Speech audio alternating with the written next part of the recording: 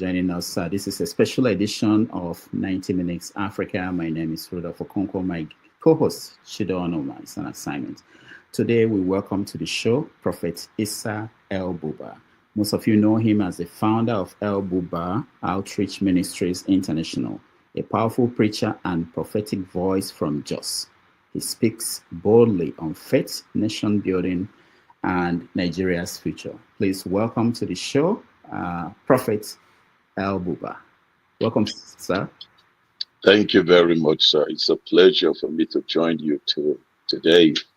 Thank you for the honor of having me join your team.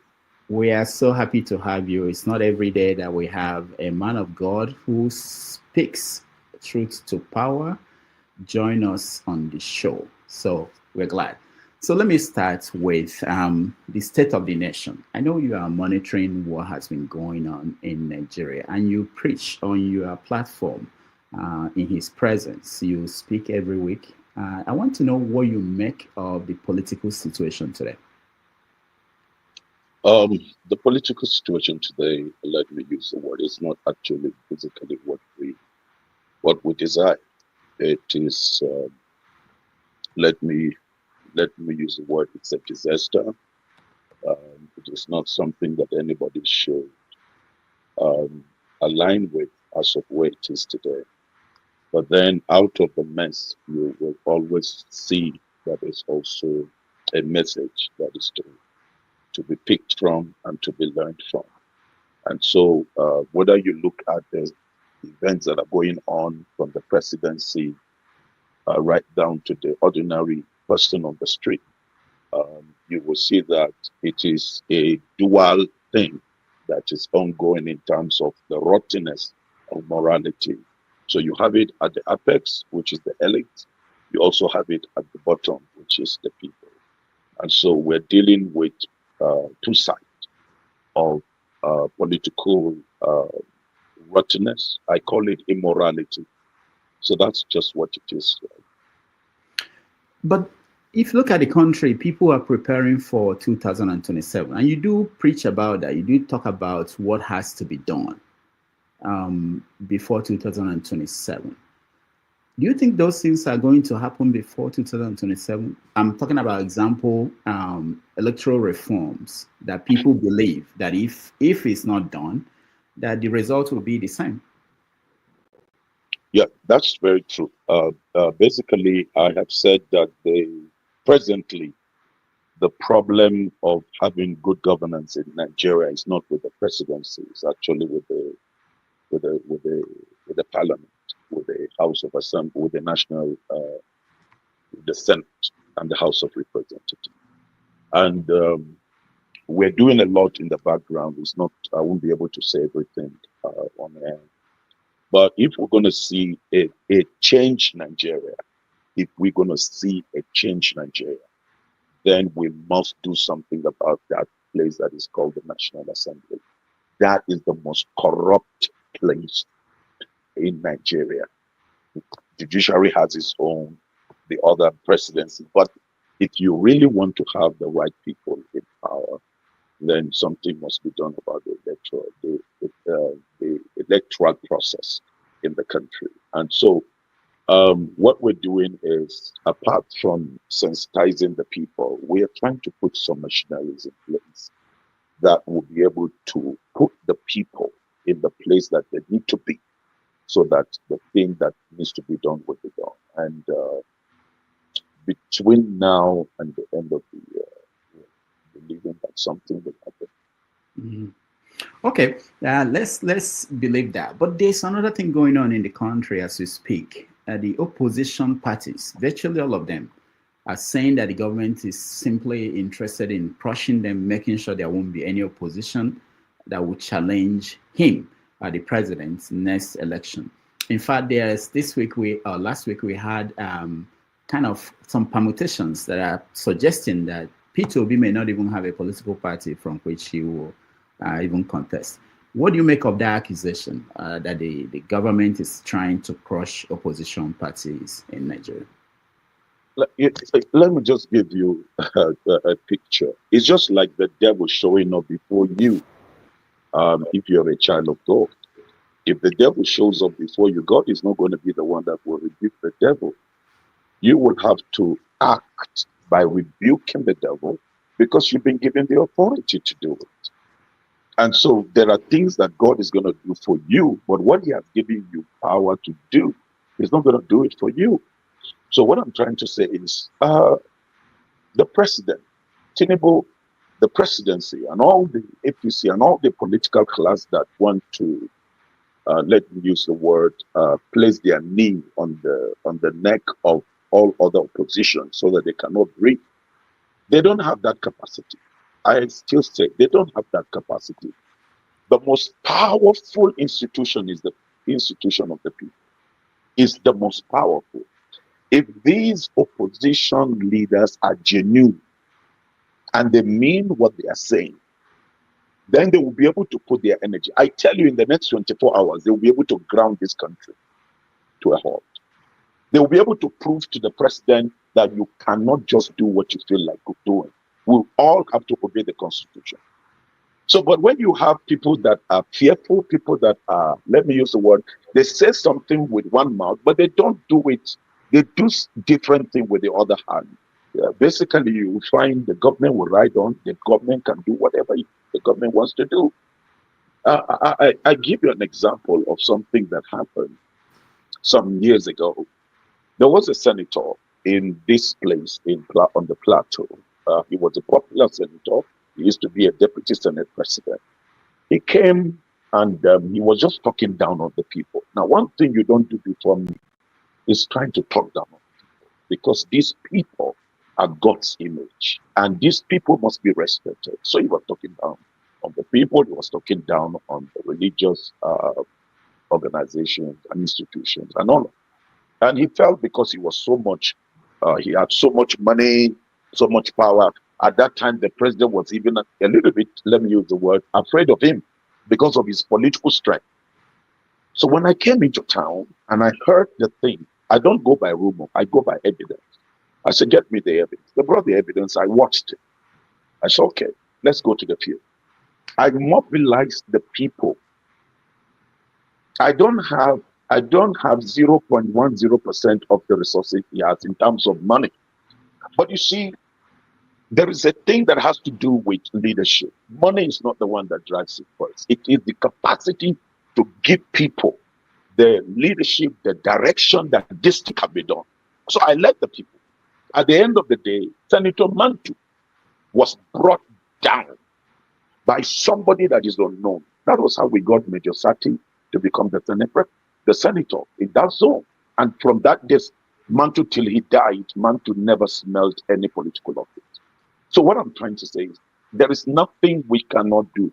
So if the opposition are serious, whether it is all of the people that are coming out now talking and talking, if they are really serious, first of all, that they are repentant, that they themselves acknowledge the errors of the past.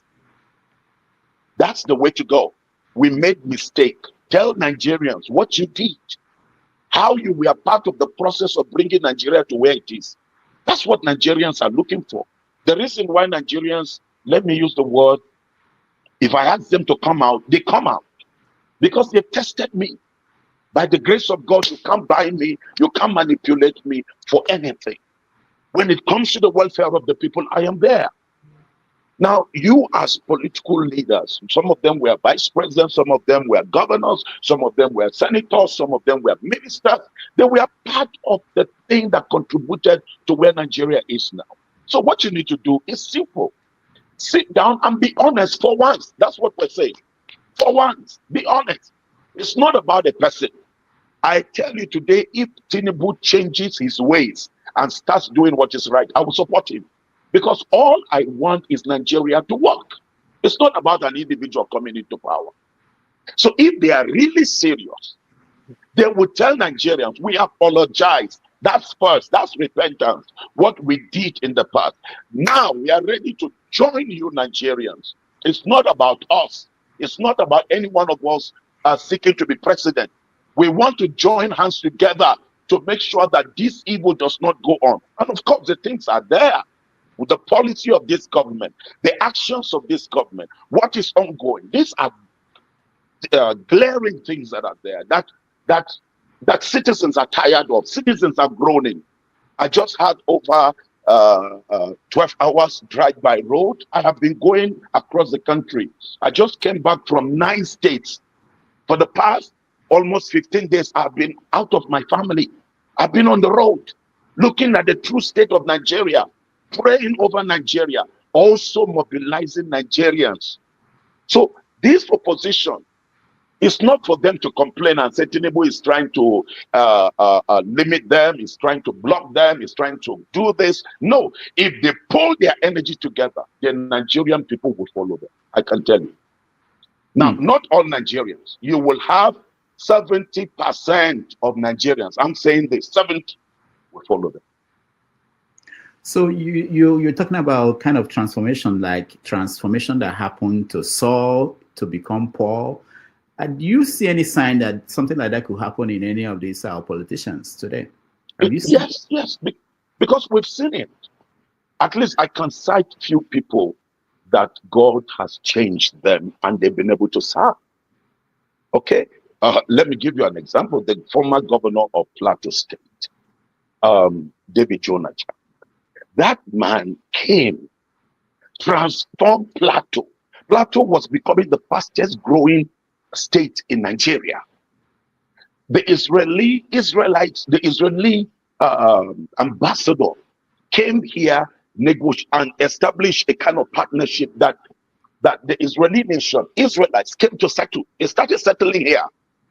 The man developed this land from over 30 years of backwardness, bankrupt economy. He was able to raise it up, jack it up, economy, infrastructure. You will go to some places, it's farmland, but you will see roads, clean roads. And then the agricultural thing was coming up vibrantly. It was here that Adesina, the former Minister of Agriculture, was coming here to see what was going on. It was a revolution. So there are politicians. There are people that are truly, they have the heart for the people. They really are willing to lay down their lives, changing from a Saul to a Paul. We have few of them. So I can attest to what I have seen with my eyes. I was part of it. I mean, his commissioners, we are transforming commissioners. This man will not touch a dime from the government. I remember his wife as the first lady. This man refused to sign funds to fund the first lady's office. I asked him, why did you do that? He said, because the first lady's office is not part of the constitution. In this Nigeria, by the grace of God, you can't come to Plateau. Anything you see on the Plateau in terms of development is what that man did before an error took place, and then the last administration came and took the state back again. So it can happen. Yeah, it has happened. Yeah, you said something, because when I was asking that question, I was thinking about Yar'Adua. When Yar'Adua came in as president, he acknowledged that the process that brought him into power was faulty, that it wasn't right. That's right. He took some steps, but he didn't last. That's so right. We didn't see that. That's so right. There are two things. One is, do we have critical mass of such politicians that could transform a nation? The second question is, are there systems in place that will make it sustainable? Like you talked about Plateau State. Apparently, it wasn't sustained by when he left. So yeah, what happened was there was an error, and that is something that, by the grace of God, I am working, round the clock. I've been able to put up a system. That was the system that actually gave Peter Obi a very strong voice, and I rallied the entire North. I rallied the Middle Belt. If you saw it, the largest gathering that Peter Obi had, it was on the Plateau. I did that with my own resources. Peter Obi did not give one dime. There was no one naira that Peter Obi gave. It was the collection of the people. And he had the biggest, one of the largest rallies. Plateau State gave him the largest vote in terms of vote, in the North. And in Nigeria, basically. So we have politicians, and this structure that I've set up, it's the structure, by the grace of God, that we're looking at a system that is going to sustain the process. It's not just having men come into governance, but having a force, having a structure that can confront the system if it's not doing well. And if the system is doing well, a system that can monitor to help the government. For instance, I've been to different, excuse me, my grandchildren are coming in, and so they have not seen their grandfather. So my wife came me to whisper I should love the studio because they. I don't blame them. they, they are too. I'm too glued to them. So yeah. Excuse me. Sorry. So what I'm saying is, with that structure, is for us to be able to make sure that we have something we can checkmate, we can police the political class, the government. If they're doing what is right, commend them for what they're doing. If they're doing what is wrong, also amplify and bring them out. The other thing is, you see, God does not send angels to correct a nation. In every nation, go and check American history, what took place and how God raised men who established America that the world is enjoying today. Go read British history, George Fox and others. You see the rottenness, you see the corruption, you see the rate of poverty, and how a few group of people were able to bring about a revolution. I believe that, you see, there are men in every nation. There are men, not just me. There are many people like me in the country that are passionate about seeing the new Nigeria. And there are politicians also who are desiring to see the new Nigeria. So the only thing is that what we needed is to be able to pull our strength together to be able to put the pressure that is required to bring about this to happen. So what happened in Jonah Jan's case, that the wrong person came in, was something that he also apologized. He did, let me use the word, he made an error. He made a mistake by picking somebody from the northern part where he came from. That was it. It was a protest vote. That was it. The citizens, the people of the land, the state waited for him to produce a candidate to tell you the level of his impact. Nobody was bringing out poster. Nobody was agitating, I want to be governor. The impact of the man was so much. The man touched the ordinary people that you can see them singing his song. Like the Bible says, when the righteous reign, the people rejoice. But then he made a mistake. It was a big error. He picked his chief of staff. He's a brilliant guy, very, very brilliant guy. He was one of the brains behind the things that took place at that time. So he wanted continuity. But it was wrong because he had other disciples he has mentored from the southern zone. And so he needed to pick one from there, and he did it. That was the mistake. So this is one of the things that we're saying. God is the God of justice, is the God of fairness, is the God of equity. And the moment you put that in place, you will get good governance. And continuity will be there. All right. Last week, something happened in Nepal. The people rose and basically chased away their government. And we've seen some people who speak for this government warning people, the government of Nigeria, warning people not to romanticize, basically not to incite people. I think that's the best word to use. Incite people to try to replicate what happened in Nepal, in Nigeria. Why are they worried? Do you think that something like that could happen in Nigeria? There is fear everywhere in them. The Bible tells us that the wicked runs when no man chases it. When they know that they are doing what is not right. I will tell you the truth. They know that they are losing. They know that they are not really in touch with the masses are not really with them. The only problem I have with the Nigerian masses is they tend to, let me use the word, groan in their pain and still take it and still manage it. But they know that already what is on ground is against them. That's why they are putting all kinds of systems. They are getting influencers on the media. They are getting, to do several other things to get people on their side. But the fact is that you can't stop when the heat comes. That's why I said this. If the politicians do not change, it's coming. With something happened in August, I asked Nigerians to step out. Even before I knew there was a group that was trying to stage a protest, I did that. I was in Warri when I made that broadcast. And in the north, they used to call it Warri Declaration. And I said, come out. Now, for the first time in northern Nigeria, they were listening to the word of a Christian cleric and obeyed. And there was a massive response on the plateau. It shook the nation. It shook the government. That I was able to control a mass of people. You're talking of tens of thousands without a bullet. And the people were obedient, Christians and Muslims. It has never happened in the history of northern Nigeria, no Nigeria. So, but what I'm trying to say is, when the government saw, they sent in talks. The talks were arrested. Somebody came behind me that was arrested with a pistol, was sent to assassinate me. But God, in his infinite mercy, he has always helped me. I've gone through more than 9 assassination attempts. Bullets have been fired on me.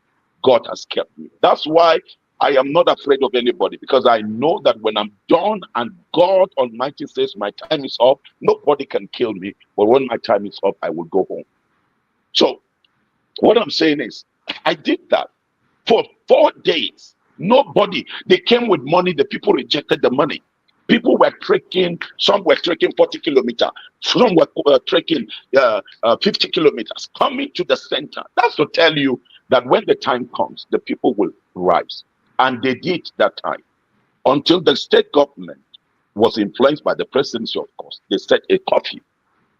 And that curfew, because I had already planned the next day what we're going to do as the people. And they know that if that thing continued, there was no way this government would continue with what they are doing, you know. And so what I'm saying is, right now the people are waiting. All they are asking is, what do you want us to do? I said, cool. Let's be working on ourselves. Right now, it is citizens' transformation, because the citizens themselves, they have their own problem. The level of greed, the level of corruption, the level of insincerity. Nigerians are good talkers, but when you put them in the pressure, you will see a different color come out of them.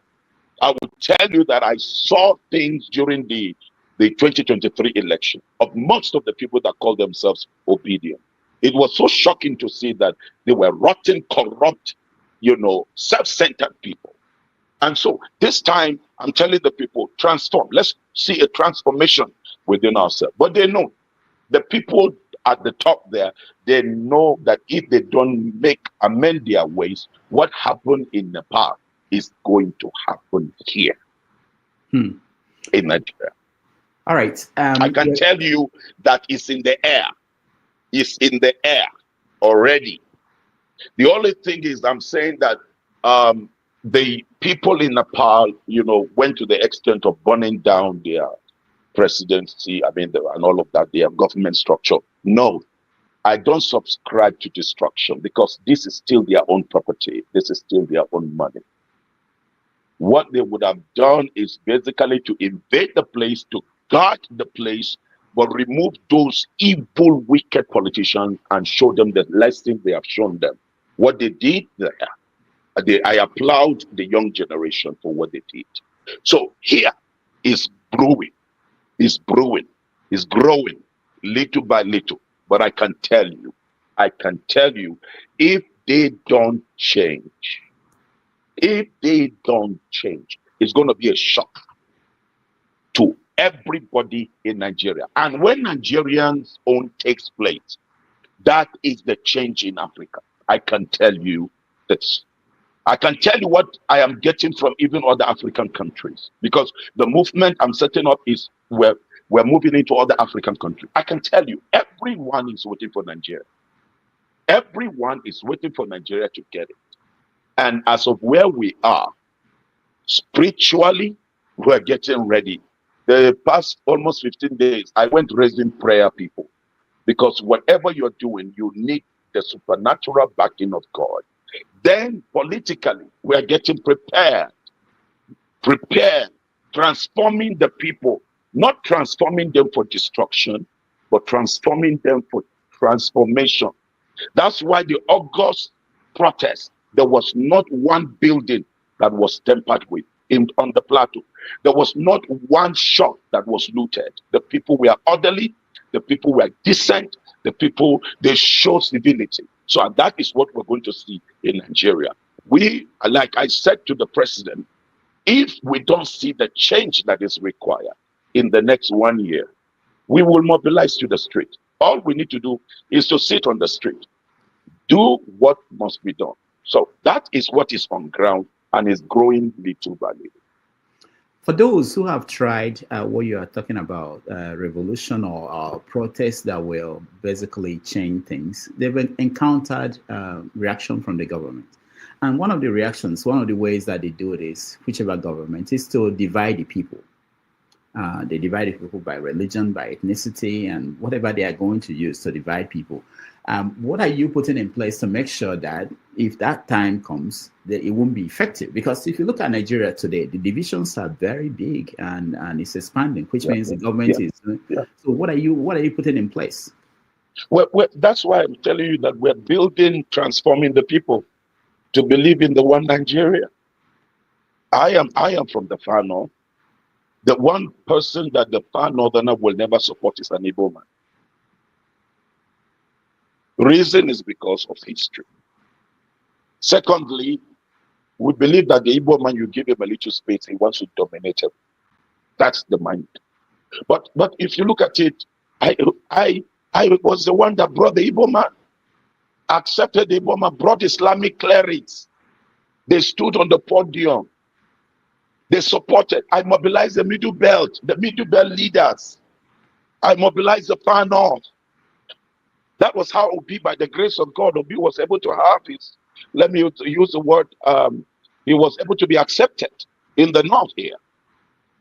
And so what I'm trying to say is we are mobilizing the people, transforming them first, not to destroy. That's number one. Number two, religion has always been a seed they have always used to plan to divide the people. Then try. Now they see me, a Kanuri Fulani man. I'm associating with all other tribes. I'm associating with all other faiths. That's why if you look at it, sometimes I confuse Islamic clerics in the north that are pumping poison into the minds of the people. Very deadly one. So, and I take up the Quran with them. I said, if you go by this Quran, we won't be going through what we're going through even in northern Nigeria with all that is going on. But there is one book called Hadith. That is the bane. That is the problem of the, let me use the word, the fanatic Muslim.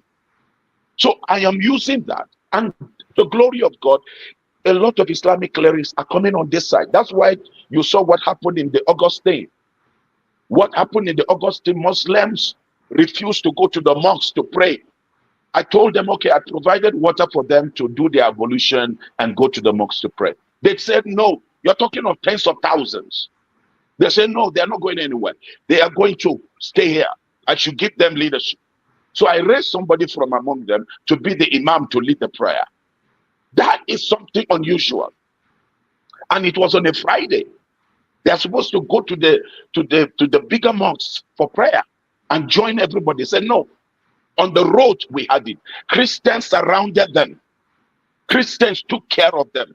On Sunday, let me tell you, the people that publicized the gathering on Sunday service, it was the Muslims. The Muslims were the ones that went out and said, service on Sunday will not be inside the churches. It will be on the street. And the Muslims provided everything that was needed. Usually when Christians are having their activity, if you see Muslims around, they'll be making noise and all of that. But that day, no. Muslims honored the day. They sat down, listened to the message. We all did everything together. Then at the end of the service, we continued with our protest. Now here is it. We are not leading a protest that is, destructive. We're leading a protest saying, look, change must be.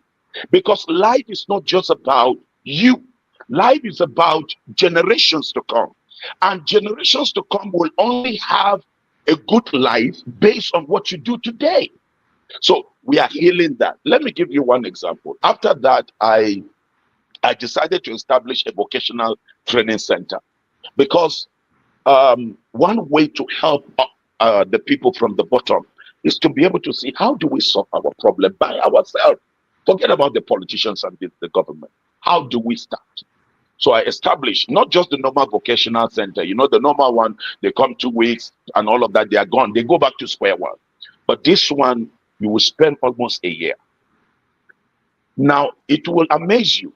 We had about 10,000 people that came. And because of the little resources I have to sell some of my properties, to be able to fund that. So when I did that, I got some plots of land for farm, and I distributed a plot to each individual of, let me use the word household, to farm. I provided the farming implements and all of that for them to farm. What about the others? We trained them in fashion, in tailoring, schooled tailoring center, in cosmetology, in ICT. Some of the students that were in the university that couldn't continue, we brought them in there, to be able to upgrade them. That look, all you need is the skill in this 21st century. Then by and by, you'll be able to do online courses for your university program. Do you know that 75% of the people that got admission, I gave admission into that vocational, are Muslims. And these Muslims, some of the sheikhs came to my house with tears. They said they are sorry for all these years because they saw the impact of people from their community coming back home, transformed, coming back home with something now they are doing. A lady, she's over 60 something. She can't read, she can't write, she can't speak English. She attended our adult school. Do you know that by the grace of God, this woman can read and write? When I graduated them a few weeks ago, that was where I made this broadcast. I was crying. I was in tears. This woman came up to address the crowd and to appreciate me. My children were there because they know what pain I go through to provide these things. It's not that I get support from anywhere. No, this is family. We are just doing it because we feel that God has helped us. How do we help the 99 that don't have that privilege? We can't join people to be criticizing. Why has that person not done it? Why? No. Start with yourself. Start doing something. And I tell you, with that Muslim community right now, they are asking me, please tell us, sir, what do you want us to do? From Sokoto, Katsina, Kano, Kebbi, Nasarawa, Borno, Yobe, Adamawa, from these places, top leaders are calling me, telling me, Prophet El-Buba, tell us what you want us to do for 2027. So the fact is that tribe, religion, and all of that, by the grace of God, we're bringing down that stronghold by the grace of God. We are going to take a break. When we come back, we are going to talk about your past, the work you do, and the role of the church in some of these activities that you are doing on your own. So let's take a break. When we come back, we continue with Prophet El-Buba.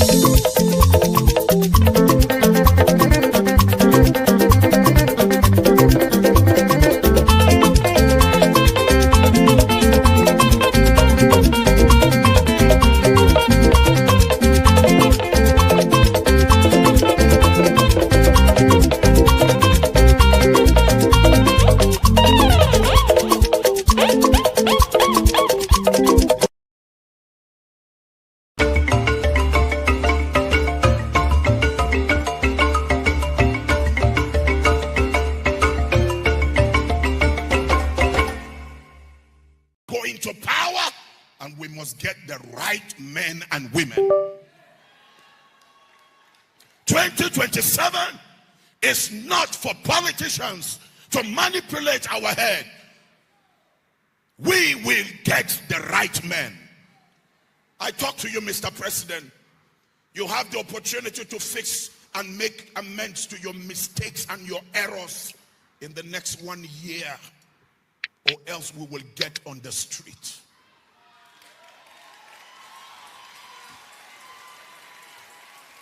We cannot be bought. We cannot be bought. I feel the tears of the recent young men that we killed in the villages. You are saddled with the responsibility. This is what you applied for. 1 year is more than enough for you to give Nigerians hope that there is a starting point and we have gotten it right. Look at the way Nigerians have been mocked in Ghana. Now Ghanaians are saying Nigerians must go. South Africans are saying Nigerians must go. Togo are saying Nigerians must go. You Nigerians, wake up and fix your country.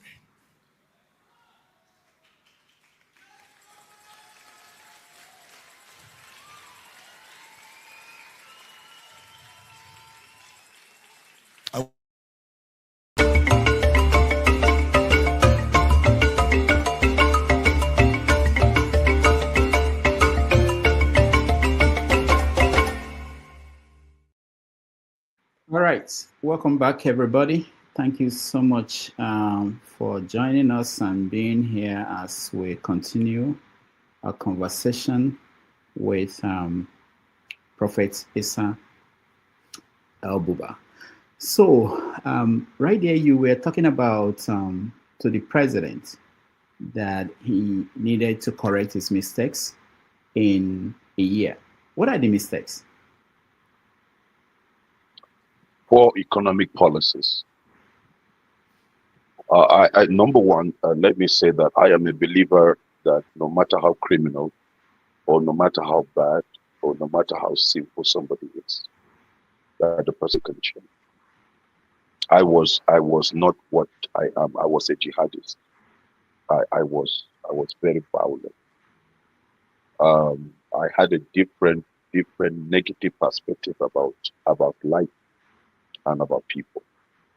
But when change came, that change was able to move me from violent, destructive, killer, a terrorist, that by the grace of God I became a lover, a carer, a giver of life, a helper. That the people who plot evil against me, I can sit with you the next minute and eat food with you. I don't bear grudge with anybody. I believe that everybody was created by God, and everybody will be accountable to his maker. So I believe that the reason why we pray is believing God that God will help us, because we're human. And so I believe that even though the process was flawed, even though the process was wrong, our judicial system that empowered him and finally gave him the let me use the word, the power to be the president, and he's the president of Nigeria. We can't take that away from him. We must respect that. We must respect the finality of the sovereign creator. That even when the devil tried to create something, God will always override. So as a believer in faith, I give the president that. That's why I respect him as president of Nigeria, because the Supreme Court has declared him so. Whether it is corrupt judicial process, no problem, but now he's our president. So it doesn't matter what wrong he has done. He has the ability and the grace to walk his life, to make the changes that are required. I gave you an example with Mantu. Before he died, Mantu came on air and he told the world how he was rigging, how he was helping the system to corrupt and destroy the system. He repented. So the fact is that the president needed to change his economic policy, number one. Number two, Nigeria must stop in terms of prioritizing certain things that has to do with agriculture, that has to do with infrastructure, that has to do with the welfare of the citizen. They are simple things to do. The Nigerians, let me tell you the truth, Nigerians are one of the easiest people to lead. If you just show them the way and they see you do what you say, they will follow you. But Nigerians can be tough, they can be difficult. When they see inconsistency with your lifestyle. And so what I've said to the president is that the president should take responsibility to correct already the corruption that is ongoing. Let me give you an example. What in any way should make you sign, let me use the word, a budget to go and finance the coastal road? When the internal road, that amount budgeted for the coastal road is enough, sir. Is enough to fix the major internal road. And this major internal road is not going to take more than 6 months. I think I told you, from Lagos. From Lagos, I drove to Ogun, Abeokuta, I went to Oyo, I went to Oshun, I went to Ondo, I went to Ekiti, I went to Kwara, I went to Kogi, I went to Niger yesterday night. And this morning, I'm here now in Jos. That's why I came into the studio late. It's painful. My body's aching at this age. But I had to go through this. People are saying, why should you do this? It's killing. I know. But I had to do it to feel what the ordinary Nigerians are feeling. And it's something that if the government is on the right course, they will start it. They will begin to fix this thing. When Nigerians see you do 10%, they don't expect you to do the 90%. The moment they see you are on the right course, that's all. The second thing is agriculture. It doesn't take 6 months to be able to flood Nigeria with food. Nigeria is a blessed land. The land is fertile. So what you just need to do, there are crops that grow in less than 40 days. There are crops that grow in less than 60 days. There are crops that grow in less than 90 days. So what you do is you put them in the different stages. Because you're talking about the demographic in terms of the people that are at the bottom of the pyramid. They are the ones that are going through the pain, mostly. Okay? So if you're talking about that group of people, that's virtually 70% of Nigerians. And what they feed on is ordinary food. Beans, cassava, maize. So there are these foods you put. I have done it. So you found this as Ministry of Agriculture. With the amount of money we have had government pumping into agriculture, and we're seeing nothing. That's why the cost of food are going up. Number 3, security. It is still the masses that are suffering. How many sons of the elites have been murdered? How many sons of the elite, or how many of the elites have been murdered by these killer Fulani headsmen? None. There is none. But all the people you see every day, 50 here, 100 here, in Katsina, in Kaduna, in Benue, on Plateau, is the ordinary people. So what will the president do? To give a marching order for the commanding chiefs to relocate. And then synergize with the locals. That's it. And give them order.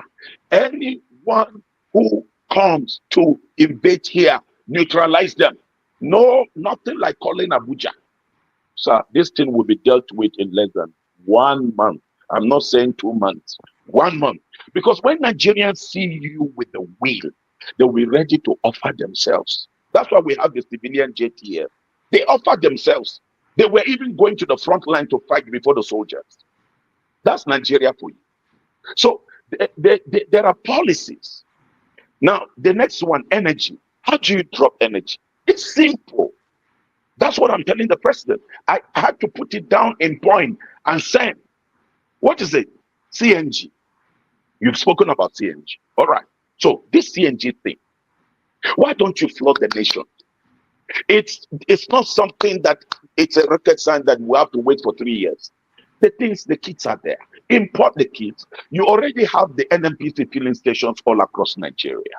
So what you do is, all the NNPC fuel stations, use them as the center where people can go and convert their vehicle from gas, from fuel to CNG. And so what is going to happen is that there's going to be the crash, because this is where the masses are suffering. It's in energy, transportation. So the moment there is a crash in transport there, food will crash. What will happen? When the people have food to eat, I'm telling you, the Nigerians I know, they will slow down. They will allow you to do what you need to do.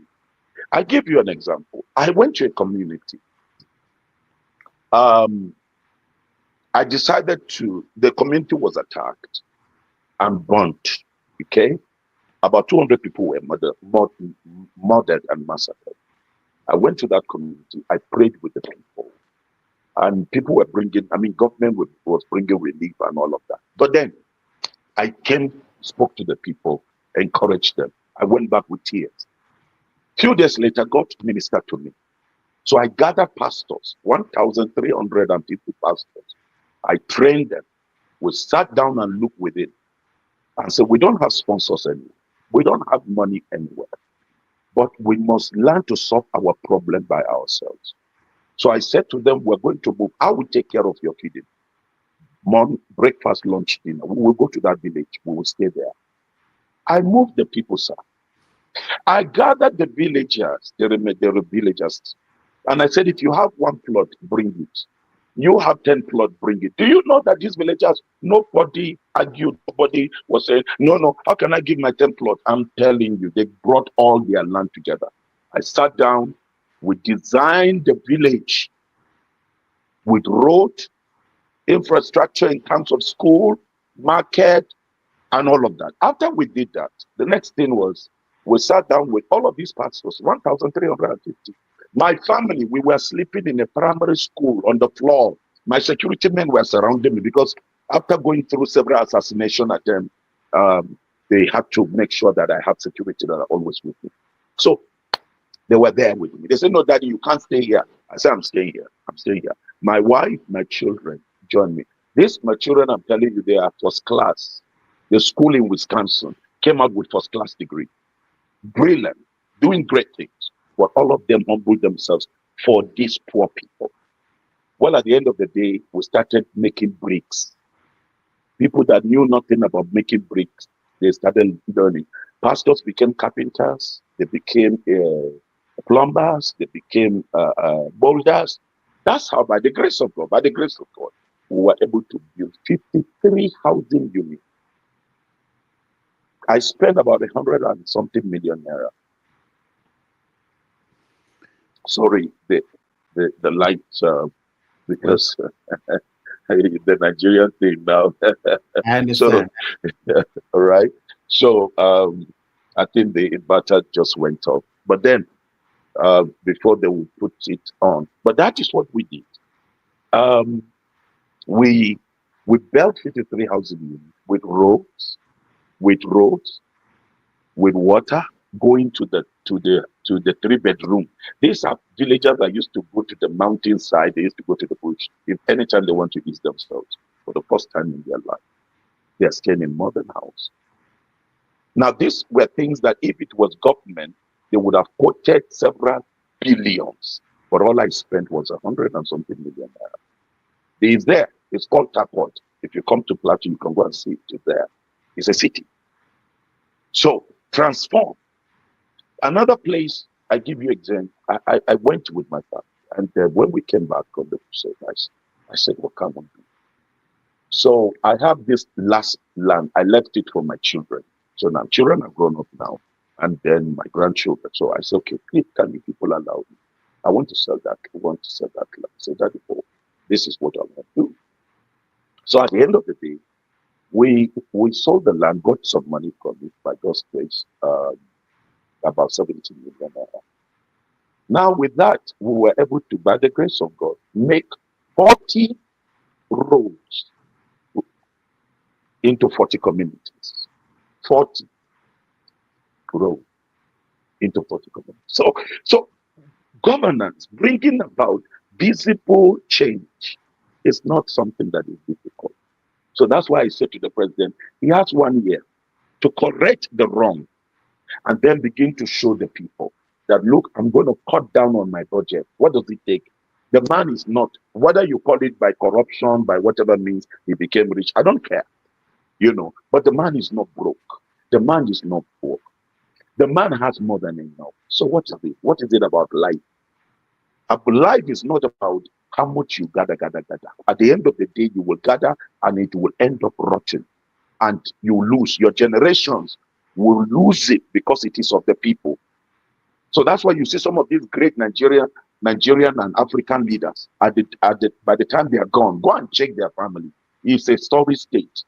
So that's why I said, you are not broke. So why don't you say, look, I'm going to cut off from my own salary. I'm going to cut off from certain expenses. In the next 6 months, Nigerians, we will walk it through with you. Just these 5 things I have given you, I'm telling you, Nigerians will begin to sing hallelujah the next period, because it's clear. So this is why I said to the president, in the next 1 year, if you change your policy and do what is right, then you will get our backing. We're praying for him to succeed. But if not, we can't continue. It's not about us. I will not live forever, sir. I am conscious that this life is time bound, and anytime God can call me. But it's not about me dying. It's not about me going. What do I leave behind as solution for generations that were not part of the creation of the problem? Let me ask you, before we go to the role of other church leaders like you, in Benue State, neighboring states to where you are, there's crisis that has in the last 2 years has been something that, if this were to be happening in other parts of the country, it will be people will be baffled that it looked as if nothing could be done. I was in Benue State in June. It was days after the president announced that the chief of army staff should move to Benue, what he just recommended. I passed across from Makurdi all the way, and I went by road from Abuja to Benue, from Makurdi all the way to Otukpo and down. I only saw 2 soldiers in a motorbike. Why is it that it's difficult to solve the problem in Benue State? That's what I'm saying. It's the political will. That's the political will to do what is right. Excuse me, can you bring the power bank, please? The political will to do what is right. Now, you heard the president say to the army chief, hey, move. They know the killers, sir. If you come here now, you want me to show you, I will show you where they are. I will show you where they are. It's not something that I can show you. They know where they are. It's the political will. That's why if you, there was something I participated in called the Middle Belt Media Chat or something, and I had to speak my mind. I know I was treading on a dangerous path. Very, very dangerous. I know these my people. I know them very well. You don't try it. But I know I was treading on the most dangerous path. But I had to say the truth. You will know the truth, and the truth will set you free. And I had to mention who are the people behind 80% of the security instability in Nigeria. The government knows them. They know where they are. Right now, there is a senator from Katsina. There is a senator from Katsina who they know him to be a major sponsor. It's not something that I'm telling you. Just check. There are even videos and confessions of even the band. So they know them. They know where they are. The only thing is the political to say, look here, dislodge them, clear them. Let me give you an example with what happened in Borno. When Boko Haram came up, and we discovered that it was our own people, the Kanuris, that were mostly in the boys. And then we discovered that there was also international sponsorship, and all of that, because of some of the minerals we have. There's a mineral you have there in that Sabisa area that is called look at it now. It's one of the most Californium or something like that. Californium, thank you. It's one of the most precious. Okay, so they some foreign aids came in. They were mobilizing the Boko Haram. They were sponsoring the Boko Haram. You know. So, but then when we discovered both local and international, there was a kind of a network. What our people did was that our people started doing. Can you get me with the ring? Our people started mobilizing, and parents started confessing, bringing out their children, and they will say, "Here is my son. He's part of Boko Haram. Deal with him." For the first time, the Boko Haram members were dealt with by civilians. That was how we crushed. That time, Boko Haram had taken over everywhere, but the civilian JTF were able to deal with them. Now, when politicians came in again, you saw that they had to now water down everything and then disarm this civilian JTF. That's why Boko Haram is beginning to raise its ugly head. So this thing, the security know, if they want to clean this thing up, our soldiers are well able, but the boys are demoralized. So what has happened is that there is a seed planted in some of them that they are beginning to feel, okay, let me just play along so that I can have my own cut and I can have my own share.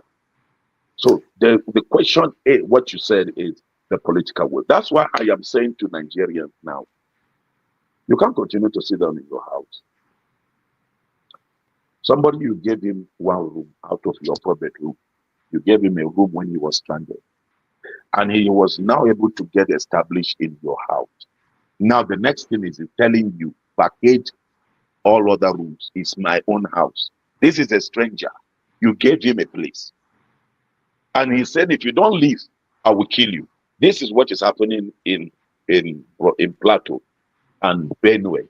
And part of what you see in Zamfara is the indigenous people that have been killed and massacred by these Fulani terrorists who believe that they are going to occupy those lands. So that's why I say it's not about tribal profiling. It's about a people who are the brain behind what is ongoing. So all the presidency needed to do is for the presidency for once to say, Chief of Defense Staff, hey, no more sitting here. In the next 24 hours, I want to see this record before me. And you will see the record. So that is just the answer to what you asked.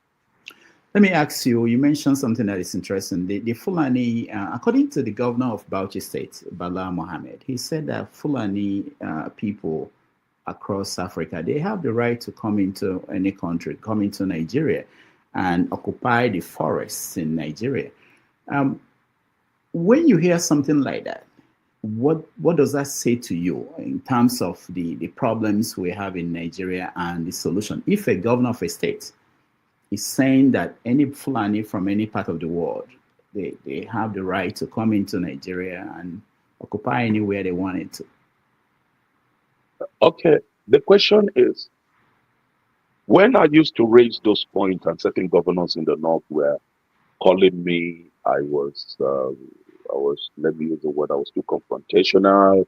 I was saying what was not. Now, when it started hitting the panel, then from there, when the thing started, it was majorly in the Middle Belt, Christian communities and Christians have been massacred. And I just told you about one. I was there 200 and something. Another one was 500 and something. Flouted. So now it's happening in the panel, and they are doing it to the Hausas. So that's why you are hearing Zamfara governor coming out saying, this thing is this thing. They are speaking the truth now. In the north, they are asking their people, take up arms, defend yourself. So what the Bauchi State governor is saying, to me, these are the type of statement that it's making me angry with some of these people. With one side of the mouth, they say something, another side of the mouth, they say different thing for the purpose of political relevance. But what shall it profit a man if you will gain the whole world and lose it? So what's the whole profit? So the truth is that Fulanis have no right let me use the word. They have no right. I'm a Fulani man because my grandmother was a Fulani woman. So it's my tribe. We have no right to just enter anywhere and just occupy. If that is it, then I shouldn't be paying for land. I should enter anywhere. I should enter anywhere and just settle my family. But anywhere I have gone to in Nigeria to say, give me plot, they will say, okay, even though you're coming to help us do this, you have to have the blessing of the locals, but not to force your way on the people. I mean, that is not done. It's just like going to the eastern part of Nigeria and then go and force them and say, I must take your land by force. No, I have to go by the elders, by the people of the land. They have to agree to give me the blessing so that we can live. They are the owners. Yes, everybody is a migrant in Nigeria. All of us travel, migrated from one place or the other. But the fact is that they're the first settlers. They are the people that have been living there generations and generations of over 500 years. You that have come to meet them, you need to respect them. And that's what my people in Borno are, the Kanuris. The fact is that we go to a particular place, we respect the people. Why are you not having this thing with Kanuris all over Nigeria? Why are you not having that with Ibra people? Why are you not having that with Hausa people, killing everybody everywhere? Why? Because they respect the people in their places. So, Hausa person has a relation in Niger. Hausa man has a relation in Cameroon. Hausa man has a relation in Ghana. Hausa man has a relation in Chad. The same way Fulani has relations all across the Sahel. We all have relations. There is no genuine northerner that will tell you he doesn't have cousins across the border. No. That's why you hear Buhari talk about doing things in Niger. Because he has cousins there. So before this amalgamation and all of these things that was done to Africa, we were just under a particular territory. Like for me, it's the Kano Borno Empire. It spanned to Mali. So basically, you have relations. But you also know that you are a Nigerian for this, for God's sake. And so you cannot enter. I can't go to Chad and try to say, I'm going to force my way, because I can speak Kanuri or can speak full day or can speak Hausa. I can't go to Niger Republic. I must respect them with the boundary line. And that is basically what is required in this time. So what the governor is saying is part of the issues we are having. And that's why I'm contending with these people. That somehow you find that something has gone wrong with their brain. He's there. Will he allow his family to be slaughtered? He's not a Fulani man. He's from one of the tribes in Bauchi State. But will he allow his family to be slaughtered? Will he allow his people to be displaced the way other communities are? Because you've been able to secure your place, then you think that you would just talk anyhow. Everybody has the right to do anything across Nigeria. I do, just like I've said now, I have moved around Nigeria. So nobody can stop me. But the fact is that you can't invade the owners of the place and kill them and take ownership. No, that is not acceptable. That is genocide. That is evil. You've been very critical of Nasser El-Rufai. And recently he said something that is wrong for people to pay Fulani headsmen to stop killing their people. We know in an old interview that he acknowledged that he did the same thing. Now, when you see somebody like that join ADC, and even I saw a picture of him holding hands with Peter Obi, what do you make of that image? All right. Well, I will tell you this. I'm watching. I will tell you. I'm watching. There is a saying. There is a saying that if you're a lizard in Nigeria and you go to America, you cannot become a crocodile. El-Rufai, what El-Rufai is, except something supernatural has happened. And of course, he will have to repent before Nigerians. If he repents, genuinely, I would say to basically we'll believe it. But what El-Rufai has done the destruction El-Rufai has caused in Kaduna State. By the grace of God, I don't boast in my capacity and strength, but I think I was one man that moved to Kaduna while he was a governor to speak up for the people.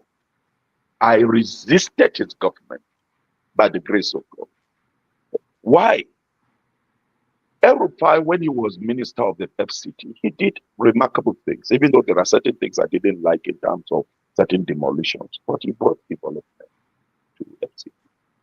So I thought with that kind of a spirit, and because he was also relating with Pastor Tunde Bakare and a few other people, so I thought, okay, good. When he became the governor, okay, that's it. You'll be able to transform Kaduna. But when I saw him champion the Fulani agenda, when I saw it, that's why I confronted. Then the second thing is, I saw him championing the Islamic thing. And that's why he, in Kaduna, that is a state that you have virtually 50-50 in terms of the population, Christian Muslims in Kaduna state. And Kaduna has been a state where the people have been staying together. We've had religious crisis. The past administrations have helped to quell that. Then you come with a divisive thing, and then Muslim agenda. Oh, that was one of the most destructive things. Then the way he punished the southern Kaduna people. Oh, the way El-Rufai humiliated the southern Kaduna people. So now he's crying because of what they did to him. He was part of the agenda of the Muslim ticket. You are hearing some of the Islamic clerics shouting now, robbing and mocking Christians, that we gave support to Peter Obi. These Christians, they have been disgraced. And the fact is that I didn't support anything religious. I supported justice and fairness. That's what I stood for. And so I said it must be a southern candidate. Among the southern candidates, who is the most qualified to me that would be able to handle Nigeria in terms of less corrupt person? At least, let's say, 90% less corrupt is Peter Obi. So that's why I supported Peter Obi. At least with that, you'll be able to correct the errors of the past. But El-Rufai drove this Muslim agenda. And what God has done is God is greater than man. When the president became the president and then they were on with their mission, God in his own ultimate way, he started changing things. So to their amazement, the agenda didn't work. Right now, the people that are crying most in Nigeria are the northerners who voted. The northerners who gave them that vote, they are the ones, the most impoverished place, the place where people are really suffering is northern Nigeria.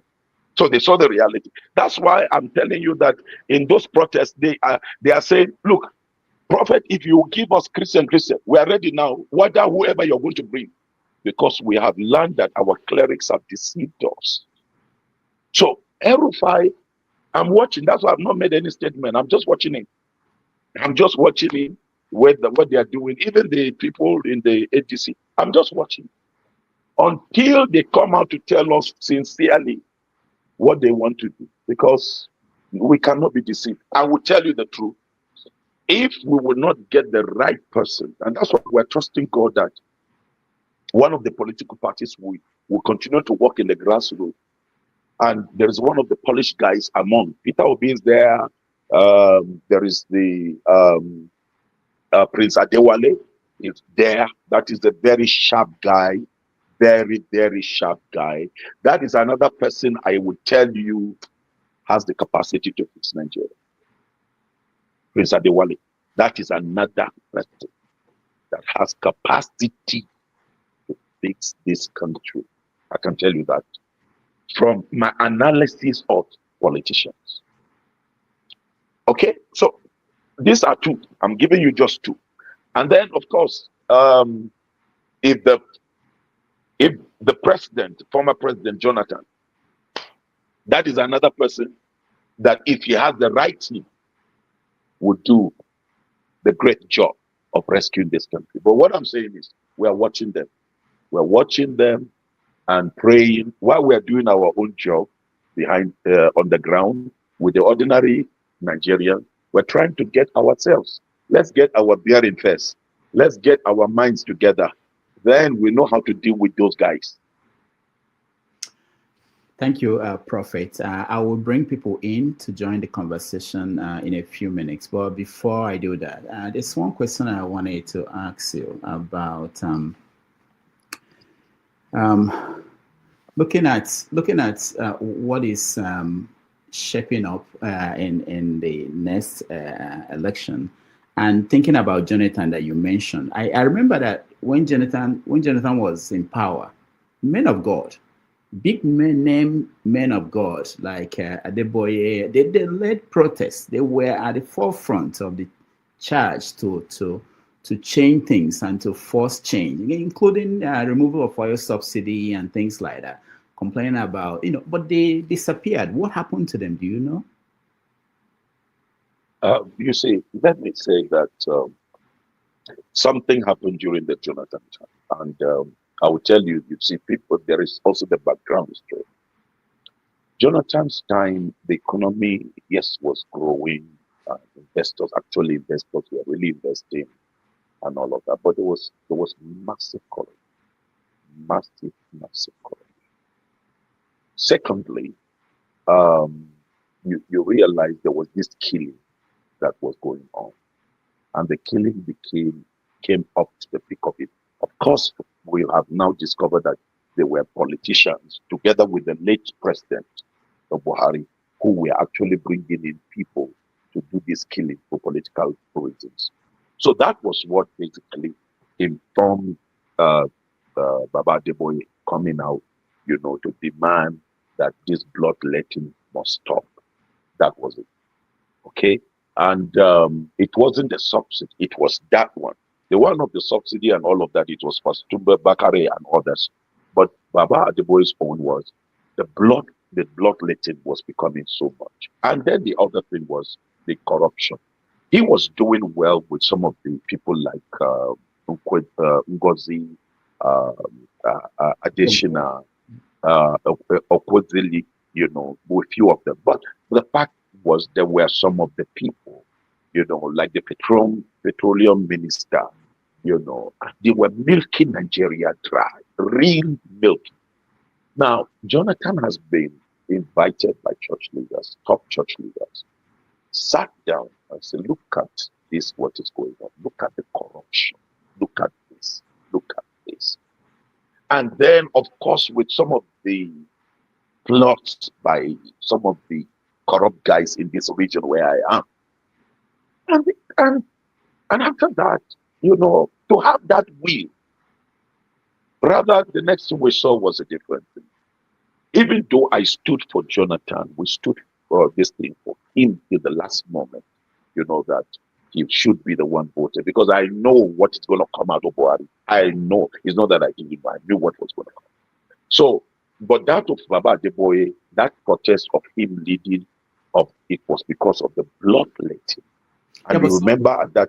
Prophet, somebody can say that there are more now than even when Jonathan was in power.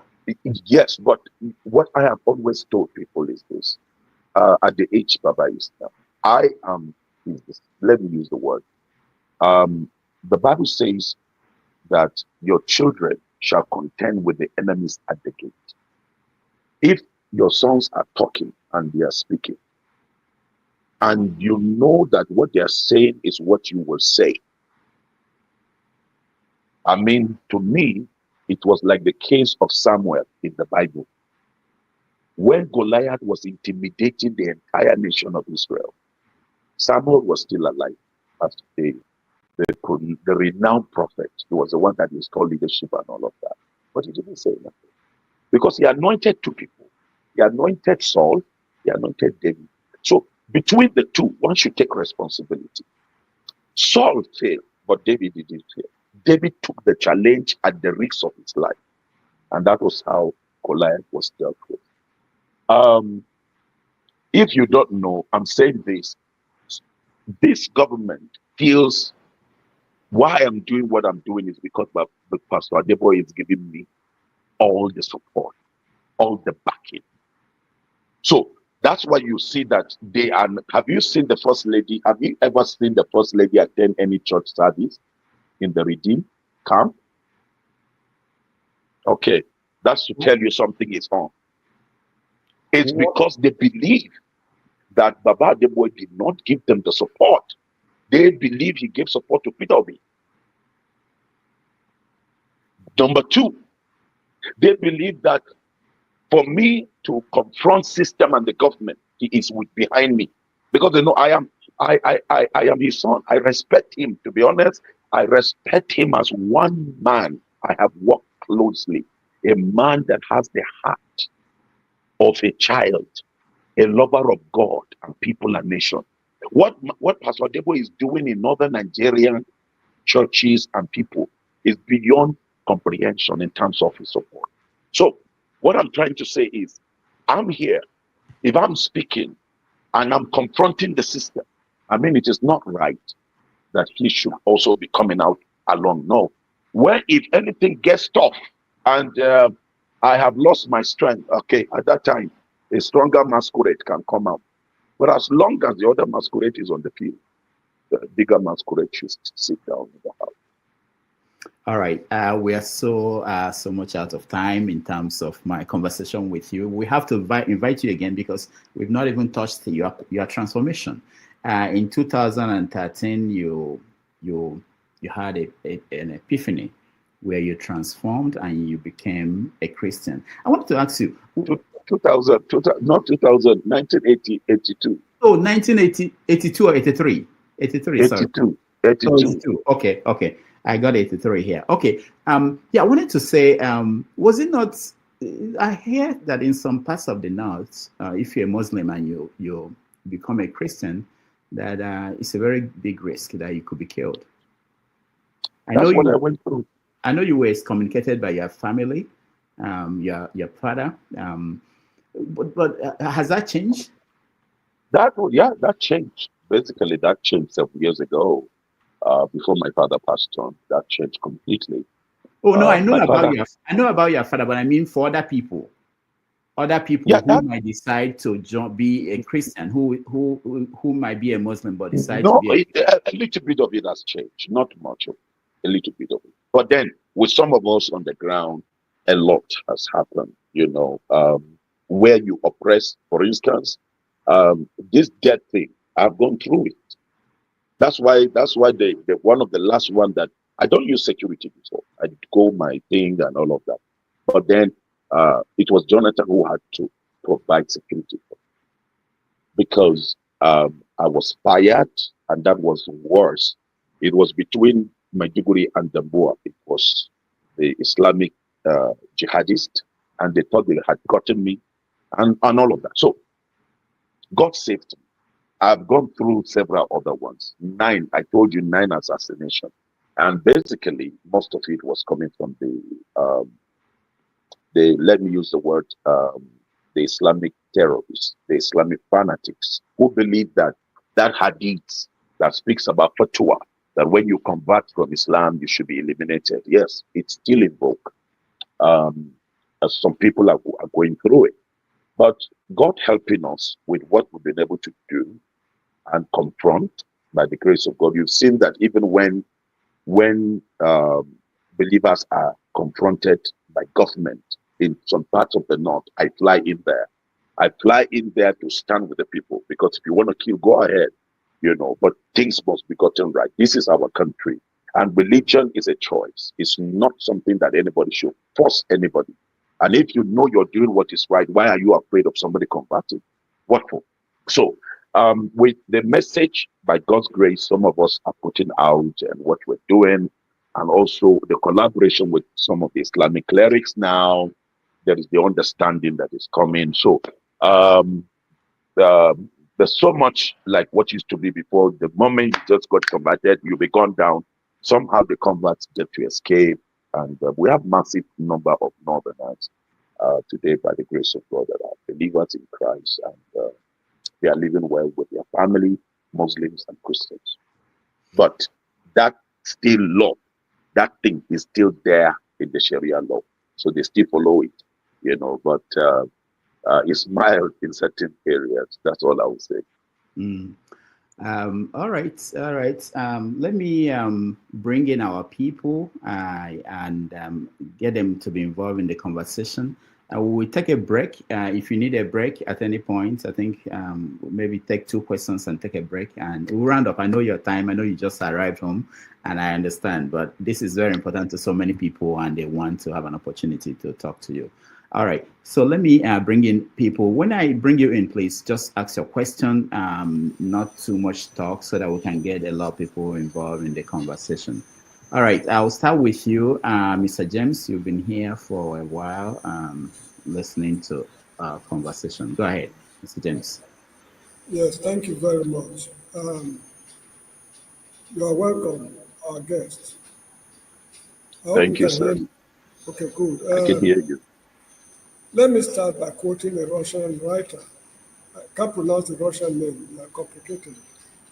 He said that the second half of a man's life is made up of nothing but the habits he acquired during the first half. That's how the Russian put it. You told us here that you are, should I say, a repentant jihadist. You said so. You were a jihadist, you've turned a new leaf, you've changed your religion. We've seen quite a lot in this country, we've heard quite a lot. And to my slight surprise, you spice your conversations with religion. God has no role whatsoever to play in these problems we are grappling with in Nigeria. In Revelation chapter, I think 12, verse 7 or so, 12 verse 7, Apostle John said, war broke out in heaven. Please quote it again. Revelation chapter 12. Revelation chapter 12, verse 7, if I'm correct. It's a bit long, I read the book. Yes, I think I'm correct. Revelation chapter 12, verse 7. War broke out in heaven, and the devil and his angels, something, and they were cast out of heaven. If God is in a position to solve our problem in his domain in heaven, there should be no outbreak of war. It means he has enough problems to contend with instead of poking his nose into our problems here on earth. Now, you see, I'm not too happy with the religious aspect because look at South Africa. For 400 years, they prayed to God to solve the problem of apartheid. God turned a deaf ear to their prayers. In 1912, the ANC was formed. And by I think you are 1994, supposed to ask a question. excuse Are me, you? I'm making a point. Because it seems James, because we don't have a lot of time, and No, there are no, many I'm people. Can you I'm ask the question, please, so that I can answer you? Yeah, the issue is that I don't have confidence in what you are saying. Are you truly Okay, repentant? okay, Repentant? thank call you, yourself thank you. repentant? Are you truly repentant? What is the I guarantee don't, I, that you I don't argue with anybody. If I no, am no, not repentant, my fruits show, Mr. Man. My fruits are no, there. this is what you're telling us. We are not there to find out the authenticity or not. We You cannot do don't that. need to. Find out I from need to. Nigerians, friend. I Are you need to. Nigeria? I'm not Find out serious. from Nigerians. Don't ask No, me. Ask James, Nigerians. James, because we have a Okay, lot. let me come in here, please. Sir, let me just tell you. I don't care whether you believe there is God or no God. There is God. That's number one. All right. Number two, God is the God that gives us the power of what is called will and the power of choice. What you saw in that book of Revelation is showing you the God who gives all that he has created the free will, the choice.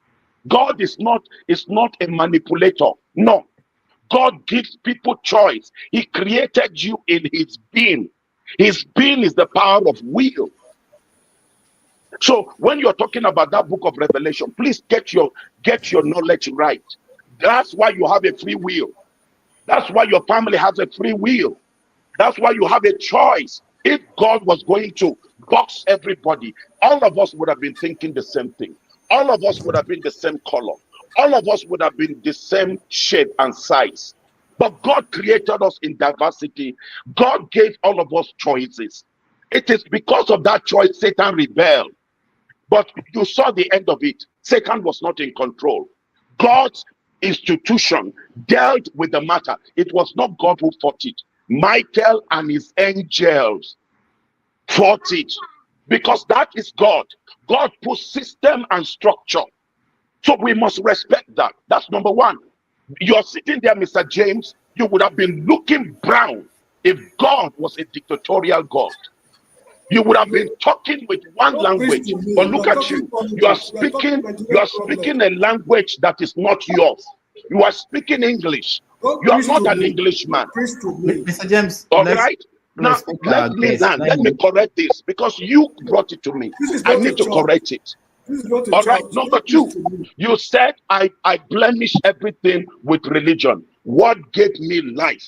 What gave me the capacity to give life to people in Nigeria? I have been able to take care of millions of Nigerians, wipe away their tears, get them food on their table, change their accommodation, upgraded their school. I have school right now. Come to Jos. Don't ask me. Don't ask of El-Buba. Just come here. I open school. 80% of the students in that school are on scholarship, free. I am taking care of it and my family. What did it is because of my relationship with God. God in me put the conscience in me, put the conscience to love my enemies. So you cannot take, if you are in America, my grandchildren, grandpa is in the studio now. If you are in America, please read your history well. America that you are enjoying today, democracy in America was established by Christians, religious men who brought the Bible, and they want to do the Bible principle. That's why America is standing out in the community of nations. Yes, there is moral bankrupt, but you cannot take the God factor. Whoever it is can speak his own mind in America. Why? Because the founding fathers raised a Bible and said, this is the foundation. Yes, there is corruption. God gives us all the choices. But what I have done, because of my conversion, I would have been part of a killer. I'm not killing anymore. I'm giving life. That's conversion. That's the touch of God. I'm no more burning people's houses because of an ideology. Now I am protecting people. By the grace of God, I'm not boasting. 1% of what I have done, Mr. James, you can't stand it if it is not God on your side. You can't. You know, you sit down in the studio, we talk anyhow. You would come to Nigeria and do what I'm doing and see. But if God is on one side, I can't deny my maker. I can't deny him. He helped me. Today that I can stand to widows. Do you know the number of widows today, by the grace of God? I have given them smile. Today they are not thinking of anything. They have resources on their hand because of God. What will take me? Look at me. I am blessed by God with my position and my age. These are my grandchildren here. I drove all the way from the north to the western part of Nigeria. I drove on the roads of Nigeria, not in the aircraft. What do you think that is? You think that is just human knowledge? It is the touch of God. When God is in place, things change. When people fear God. But then God does not force people. If you choose to fear devil, to follow devil, then you become destructive. Just like the man that gone Charlie, the young man that gone Charlie. That is a choice. It's a choice that he chose that he's going to be devilish. He killed Charlie. So God will not hold anybody. South African thing you're talking about, sir, I put down my life for South Africa.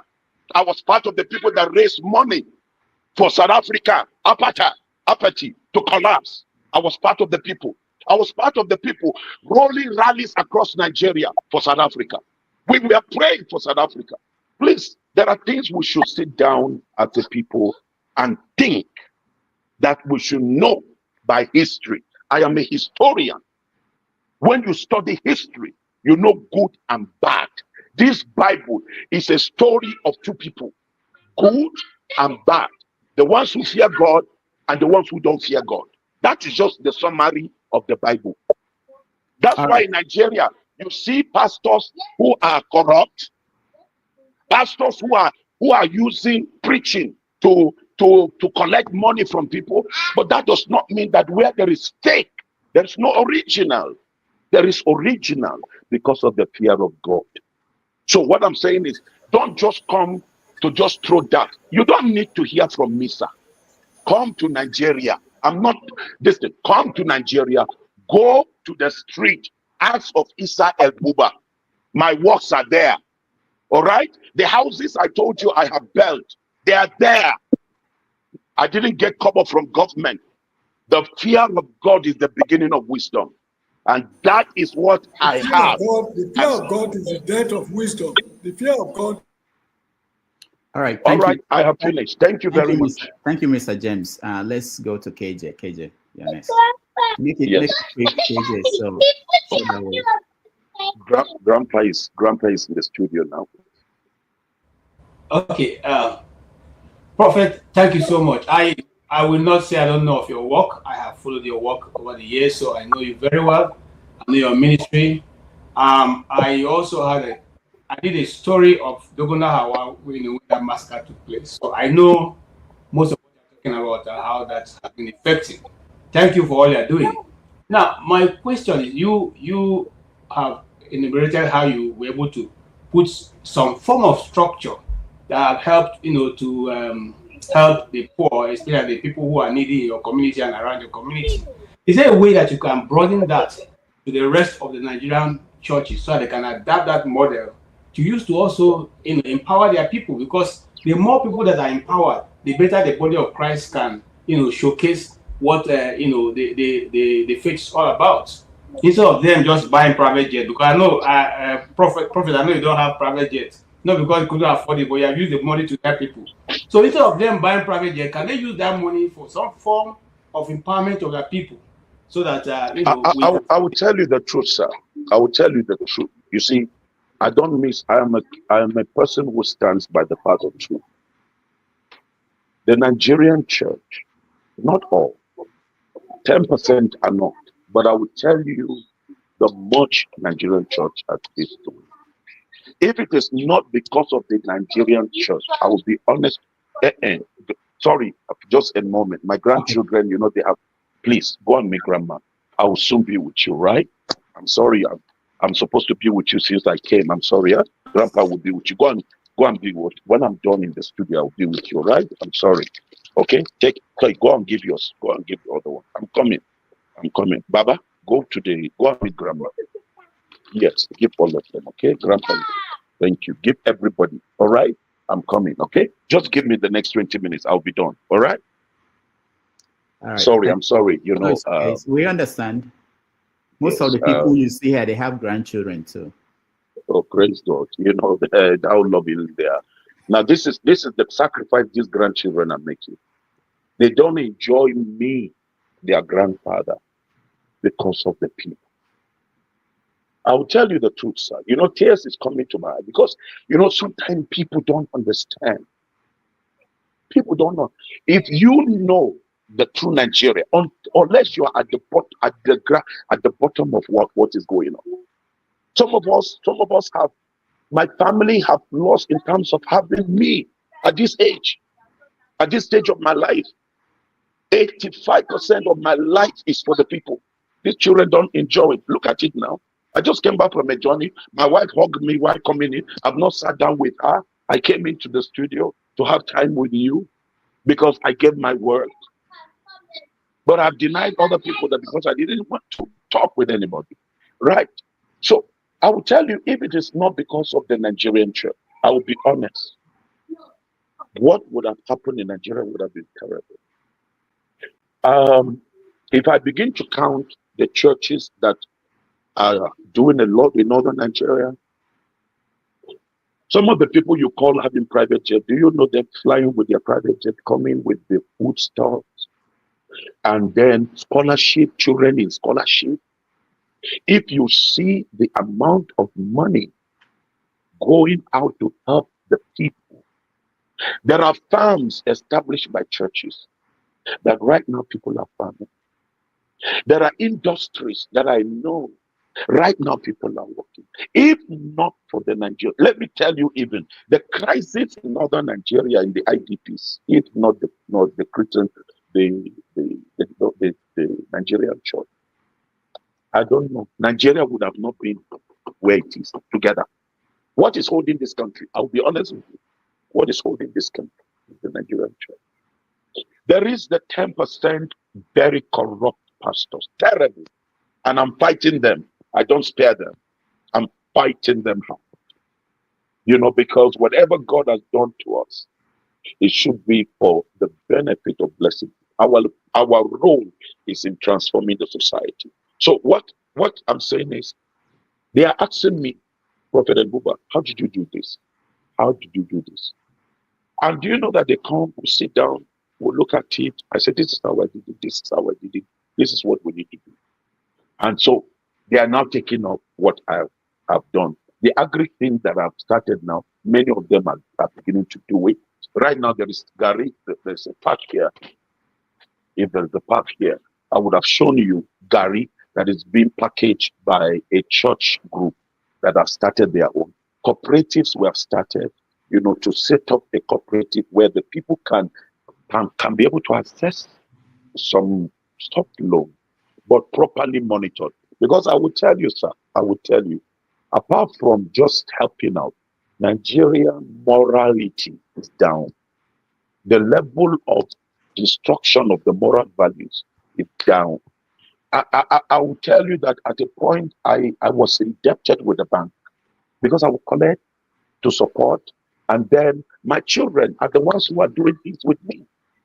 Their salaries, 90% of the salary of my children comes into my hand to help the poor. So the Nigerian church is doing much. Education, I can't tell you about that one so much. You talk about relief. So the only thing is that we needed to just a moment, sir, please, Granny. You know what, Prophet? Let's take a break, 5 minutes. Okay, please, so that please let me take care of you. Yeah, and then we'll be back so that people will not miss this chance. Give me. All right. I need to continue. I'm all with people. Thank you, everybody who has joined us and those who are still joining us. We are going to the panel.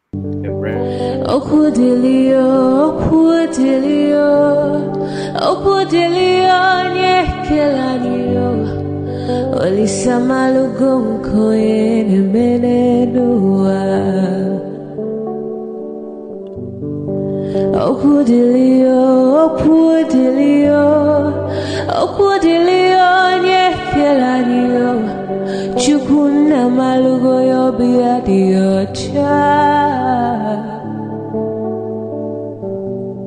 Agaranya chogo kowe bili Agaranya chogo kowe rienio Owe chuku bezie chuku Nuche chukwa busigi fegemeo Nuche chukwa busia ifegemeo Nifo solo ne asi alibazie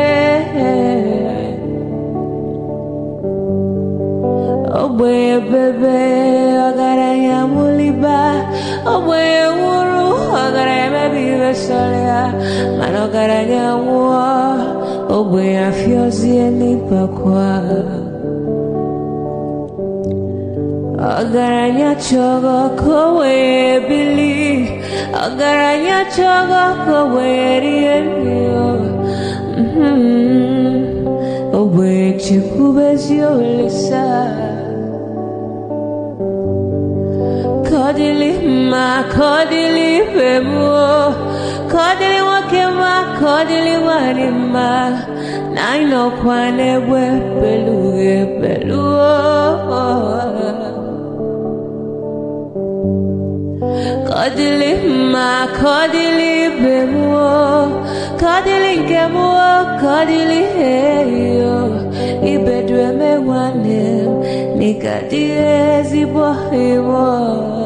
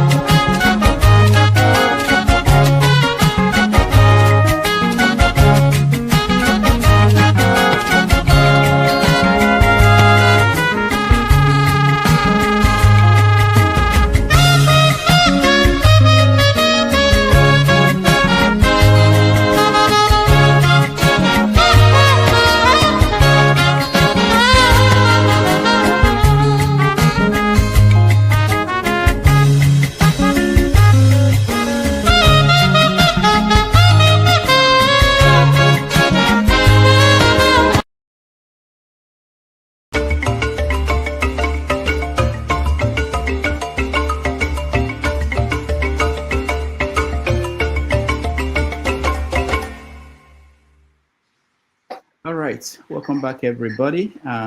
If I can find everybody else, thank you so much for staying with us, and thank you, Prophet Isa El-Buba, for staying with us. We appreciate it.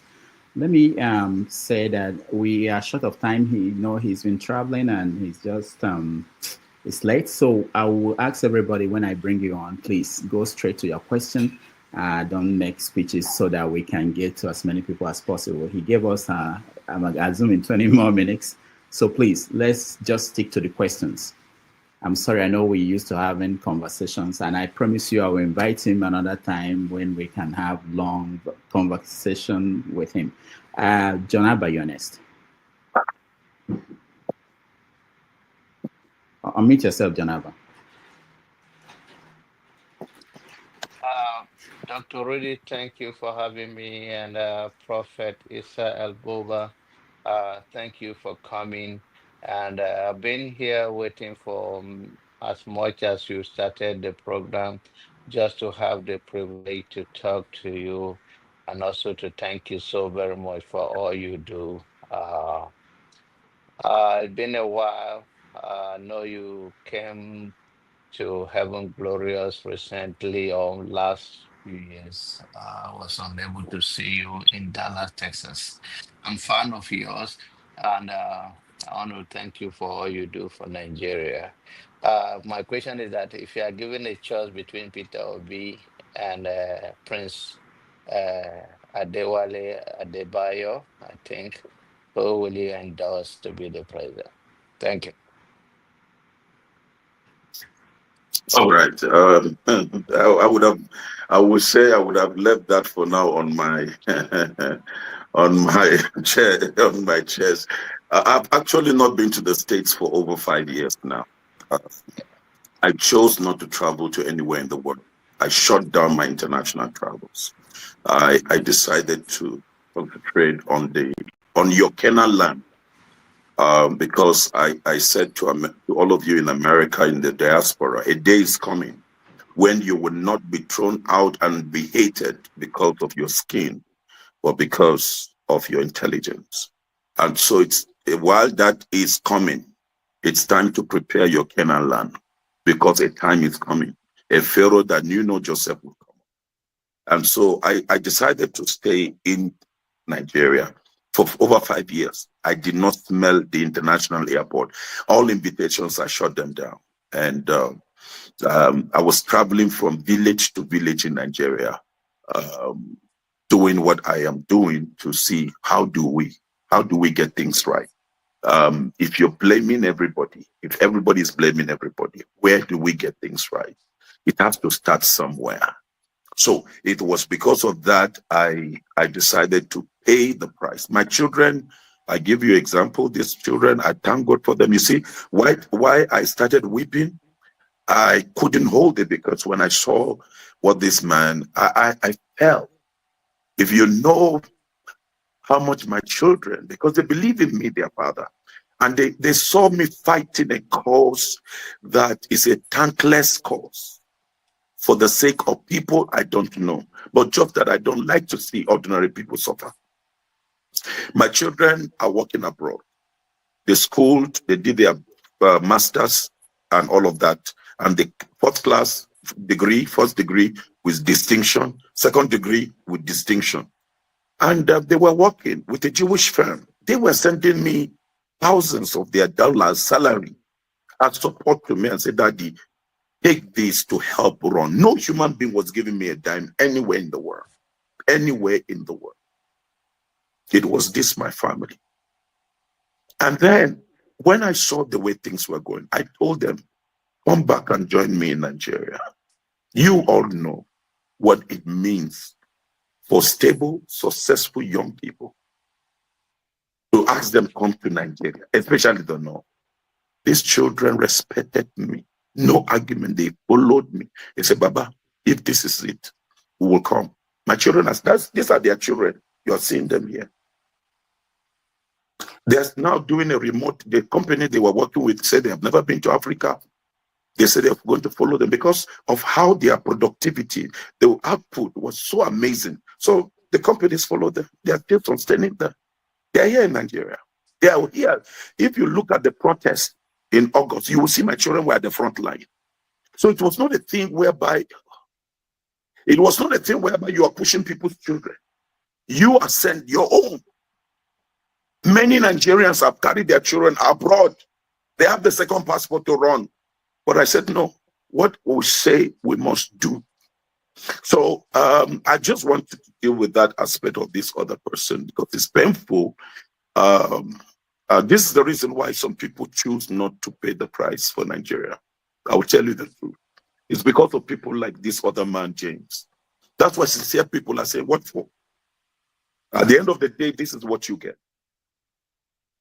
So, but I am doing it in even though people do some of these things, I am doing it not for people. I'm doing it for the sake of God, who showed me mercy and my children.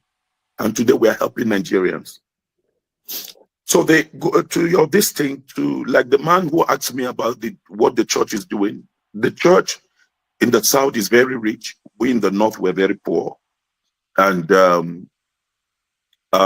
if I had the resources they have, it would have been a different thing. But I'm reaching out. We are sitting down. We're looking at the blueprint. They have to ask me to develop a blueprint. I develop a blueprint too. And many of them are using it. And I can tell you a lot is going on.